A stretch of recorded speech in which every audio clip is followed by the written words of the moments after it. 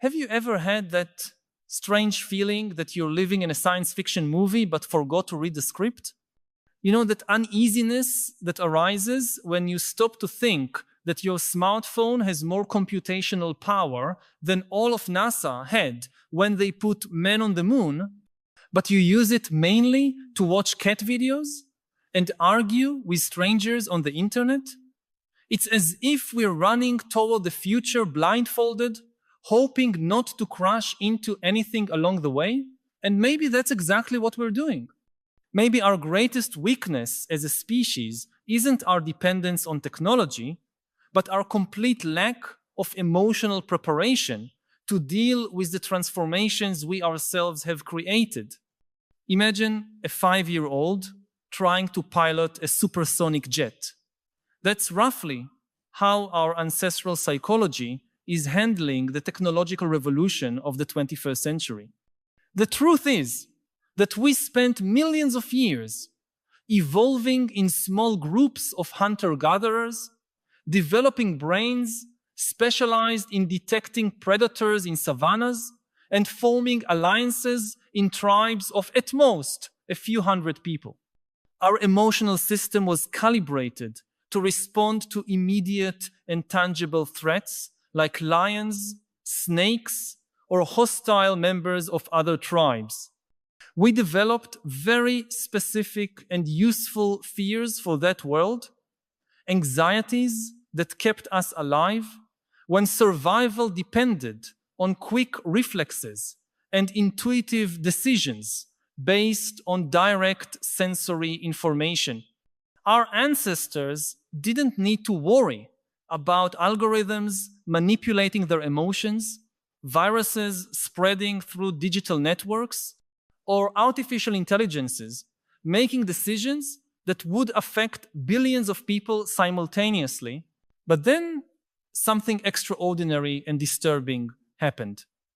In just a few centuries, a blink of an eye, in evolutionary terms, we created a world that our psychology cannot adequately process. We began living in cities with millions of people, created economic systems that depend on abstract concepts like credit and inflation, and developed technologies that operate at scales and speeds that completely exceed our capacity for intuitive understanding. It's as if we had put a rocket engine on a horse-drawn cart and expected everything to work perfectly. Think about how you feel when you receive a notification on your phone. There's a small dopamine discharge, a slight anxiety, an almost irresistible compulsion to check what it is, even if you're in the middle of an important conversation or trying to concentrate on some task. Your ancestral brain interprets each notification as a possible threat or social opportunity that requires immediate attention, because in the original environment for which we evolved, ignoring social signals could mean isolation and death. But now, these same emotional responses are exploited by algorithms designed to capture and monetize your attention. You're not simply using technology, you're being used by it, and your evolutionary psychology is the tool that makes this exploitation possible. And this is just the beginning. We're on the threshold of transformations that will make the Industrial Revolution look like a gradual and comfortable change. Artificial intelligence is evolving at exponential speed, promising to automate not only manual jobs, but also many cognitive functions we consider exclusively human. Machine learning systems can already diagnose diseases, compose music, write texts, and make investment decisions more accurately than human experts in many areas.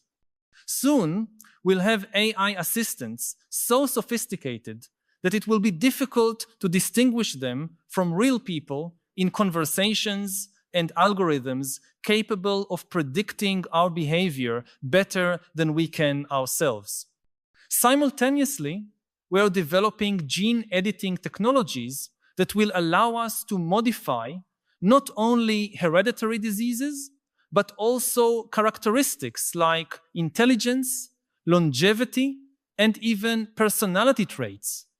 Imagine the emotional implications of living in a world where some parents can literally buy genetic advantages for their children, creating a new form of inequality based not only on financial resources, but on fundamental biological capacities.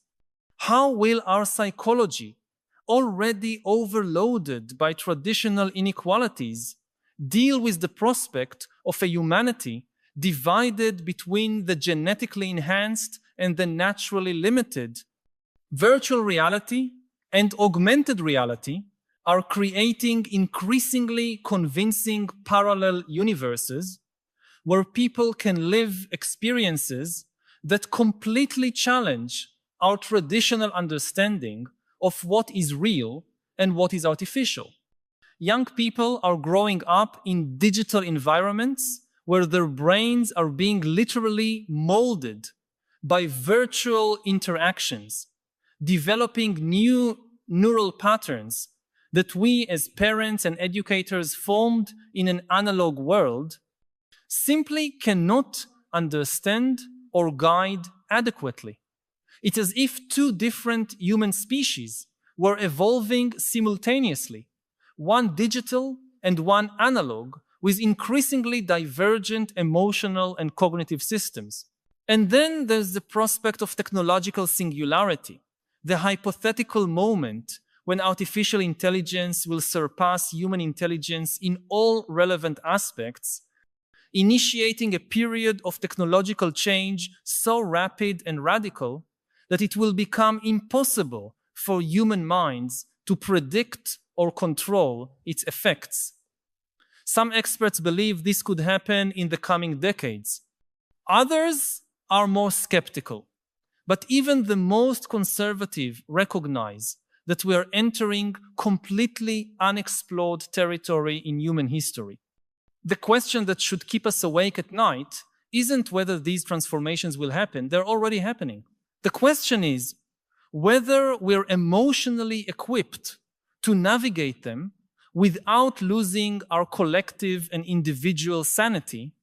And the honest answer, based on how we're dealing with current technological changes, is probably not. Look at the growing levels of anxiety, depression, and political polarization in the most technologically advanced societies. See how people are struggling to maintain meaningful relationships in a world of superficial digital connections. Notice how our capacity for concentration and deep contemplation is being eroded by environments designed to fragment our attention. We're facing what we could call programmed emotional obsolescence.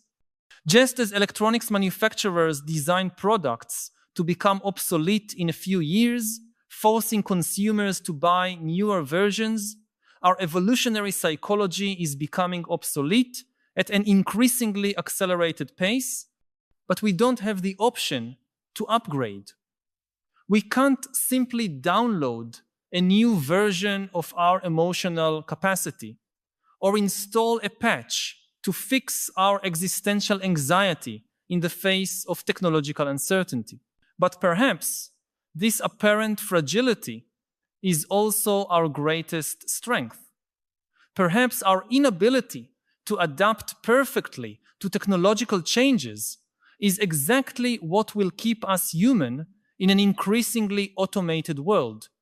Our confusion, our anxiety, our desperate need for authentic connection and meaning may be the last bastions of genuinely human experience in a reality increasingly mediated by algorithms.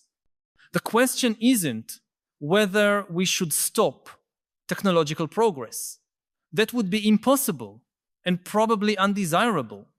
The question is how we can develop emotional literacy adequate for the era we're creating. We need to learn to recognize when our ancestral psychology is being exploited or manipulated. We need to develop strategies to maintain our sanity in environments designed to capture our attention and drain our mental energy. We need to cultivate skills of reflection and contemplation that allow us to make conscious decisions about how we want to interact with the technologies that are shaping our lives. This means learning to create spaces of silence and digital disconnection, not as an escape from reality, but as a way to reconnect with our own values and priorities before returning to the technological whirlwind. It means developing mindfulness practices that help us distinguish between real needs and artificially induced desires by engagement algorithms. It means cultivating face-to-face relationships that anchor us in sensory and emotional experiences that no technology can completely replicate. Perhaps most importantly, it means recognizing that we don't need to have answers to all questions about the future. Our anxiety about the transformations that are coming is in part fueled by the illusion that we should be able to predict and control changes that are inherently unpredictable and uncontrollable. Accepting our ignorance about the future isn't a form of defeatism, but a form of humility that frees us to focus on what we can actually control, which are our emotional and behavioral responses to the present moment. Emotional preparation for the future doesn't happen by thinking obsessively about future scenarios, but by developing resilience and psychological flexibility in the here and now. It's learning to live with uncertainty without being paralyzed by it. It's cultivating the ability to adapt to changes without losing the sense of identity and purpose. It's developing deep human connections that can serve as emotional anchors regardless of whatever technological storms may come. I want to pause for a moment to ask you directly, you who are watching, do you also feel this tension between fascination and terror when you think about the future we're building? This feeling of being dragged by a technological current that you didn't choose nor completely understand? I know it can seem overwhelming when we stop to think about the speed of these changes, and often we prefer simply not to think, to dive into present distractions, to avoid anxiety about what's to come. But you're not alone in this struggle. If this feeling resonates with you, share your experience in the comments. It can be as simple as writing, "I feel this tension when I think about the future because," and complete with your personal experience. Your reflection might be exactly what another person needs to read to feel less alone facing these existential challenges that we all face in the era of accelerated transformation. Actually, our capacity to feel anxiety about the future may be one of our greatest evolutionary advantages in a world of rapid changes. This restlessness we feel isn't a bug in our emotional system. It's a feature. It's our internal alert system telling us we need to pay attention, that we can't simply let things happen on autopilot. Existential anxiety may be uncomfortable, but it can also be a powerful motivator for developing the wisdom and skills necessary to navigate unknown territory. Consider that previous generations faced their own versions of seemingly impossible transformations. Our great-grandparents lived through the transition from agriculture to industrialization. Our grandparents navigated 2 world wars and the nuclear age. Our parents witnessed the birth of the internet and globalization. In each case, they probably felt they were living in times of unprecedented change, that the world was transforming faster than their capacity for understanding and adaptation. And yet, here we are, living proof that humanity has a remarkable capacity to adapt to circumstances that initially seem impossible to navigate. But our current situation has some unique characteristics that deserve special attention. For the first time in history, we're creating technologies that can potentially surpass us in all the capacities we consider distinctly human. For the first time, we're facing changes that can happen more quickly than our ability to develop social norms and regulatory structures to deal with them. And for the first time, the consequences of our technological choices can affect not only our own civilization, but potentially the entire biosphere and the future of consciousness in the universe. This cosmic responsibility may seem overwhelming for creatures that evolved worrying mainly about the next meal and the safety of the local tribe. But perhaps it's exactly this apparent inadequacy that makes us adequate for the challenge. Our humility before the magnitude of the transformations we're unleashing may be exactly the attitude necessary to navigate them with wisdom. If we felt completely confident and in control, we'd probably be taking even greater and more reckless risks. Emotional preparation for the future, then, isn't about eliminating all anxiety or uncertainty about what's coming. It's about developing a healthier and more productive relationship with these inevitable emotions. It's learning to use our anxiety as a compass that points us toward areas that need our attention and care, instead of letting it paralyze us or make us take impulsive decisions based on fear. This also means recognizing that we're not alone on this journey. One of the ironies of the digital age is that despite being more connected than ever through technology, many people feel more isolated and alienated than previous generations. Part of emotional preparation for the future is rediscovering ways to authentically connect with each other, creating networks of human support that can sustain us through the storms of technological change.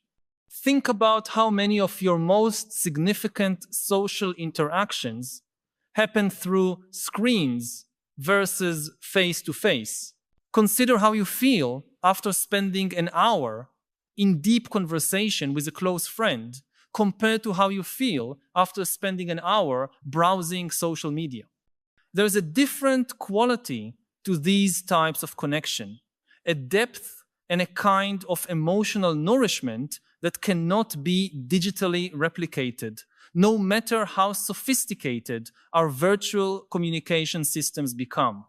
Cultivating these deep human connections isn't nostalgia or technophobia. It's strategic preparation for a future where our humanity may be our greatest competitive advantage.